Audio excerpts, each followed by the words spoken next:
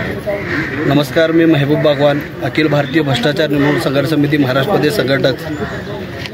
आमच्या गल्लीतले हे रहिवासी आहेत फातिमा बिस्मिल्ला शेख आहे यांचं नाव। ह्यांना मी एक 25 वर्षापासून ओळखतो।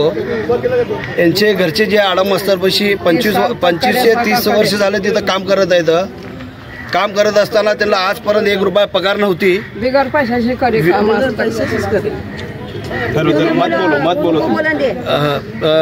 विना मोबदला त्यांनी त्यांच्यापाशी आतापर्यंत काम करत होते। जेव्हा त्यांचं वय झालं, त्यांना चालता फिरता येई नाही, तर त्यांनी मला दवाखान्यासाठी म्हणून किंवा माझ्या घर चालना भागण्यापेक्षा असं मला कमीत कमी एक 2-4 हजार रुपये मला महिना पगार द्या असं त्यांनी मागणी केलं असता त्यांना तिथनं हाकलून दिलेलं आहे। माझ्या ऑफिसमध्ये यायचं नाही म्हणून त्यांचे कर्मचारी असू दे त्याने असू दे त्यांना तिकडनं हाकलून दिलेत। हाकलून देऊन जे आहे 2-3 वेळा त्यांनी जाऊन अजून प्रयत्न केले की मला न्याय द्या, मला न्याय द्या, ते न्याय त्यांना दिलेलं नाही। 2-3 वेळा झाला, मग हिने शेवटी फाशी घेऊन त्यांचं डेथ झालेलं आहे।